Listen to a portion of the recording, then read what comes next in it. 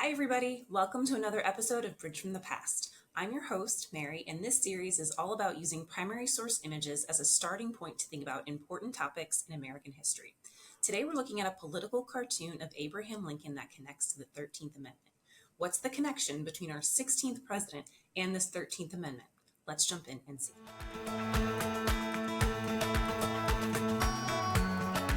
Here's our image. It's entitled Uncle Abe's Valentine, sent by Columbia. It was published in Frank Leslie's Illustrated Newspaper, which was published in New York in 1865. And this source comes from the Library of Congress. Whenever you have a primary source image, it's important to just make some observations with the information in front of you before you can go any further. Here are a few things that I notice. If you're using the handout that goes with this video, pause here and make some of your own observations.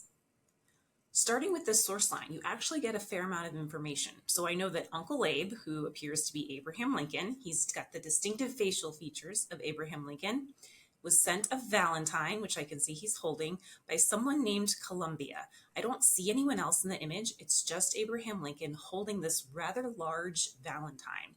There's also some words here that are giving me some clues. It says, "This is the dream I had in Illinois." So that's what Abraham Lincoln is saying. Down here we have the title again, Uncle Abe's Valentine, sent by Columbia. And underneath it says, "An envelope full of broken chains." And I can see these broken chains coming out of the envelope as well as a slip of paper. The slip of paper reads, "Constitutional Amendment, January 31st, 1865. So there's actually a lot to work with here. I've got Abraham Lincoln having something to do with a constitutional amendment in 1865. In 1865, the Civil War is still going on, but it's coming to a close. So something's happening very important to the Constitution during this time period.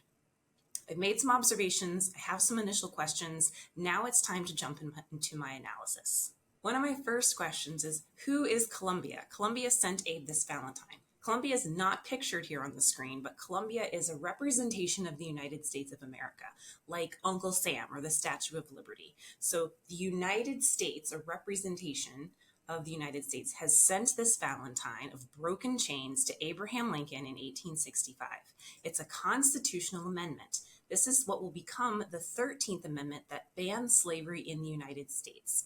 So the 13th Amendment actually passed Congress on January 31st, 1865, and Abraham Lincoln would sign it the very next day and send it out to the states for ratification.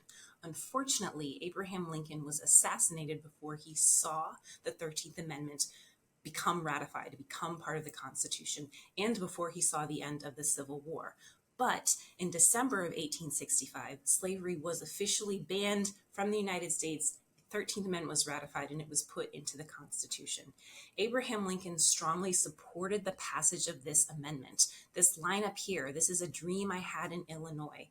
Lincoln made passing this amendment part of his re-election campaign in 1864. So he is basically officially saying, if you elect me as president, I'm going to make sure that this amendment goes through.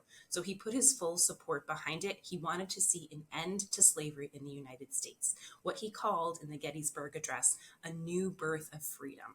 We started by asking, what was Abraham Lincoln's role in supporting the 13th Amendment? And we learned that he really put his support behind this amendment. He wanted to see an end to slavery. He issued the Emancipation Proclamation in 1863. He had spoken out against slavery in his political career prior to becoming president. So this was in a lot of ways a culmination of what Lincoln really wanted for the United States. But as always, there's so much more to this story. So I challenge you to ask more questions and keep the conversation going. If you learned something, be sure to like this video and subscribe to our channel to be in the know about other resources to help you throughout the school year and beyond any homework or tests that you may have. I'll be back soon with another primary source image to help us think about important topics in American history. Until then, everybody, take care. Oh no, the video's over. Oh, come on, don't be so sad. Don't you know that the Bill of Rights Institute has tons of videos on American history, government, and civics? From primary source document breakdowns to historical image analysis, whether you're studying for a test or just interested in learning more, they've got something for you. Oh, well in that case, I better check out this video. And don't forget to subscribe so you aren't so sad again.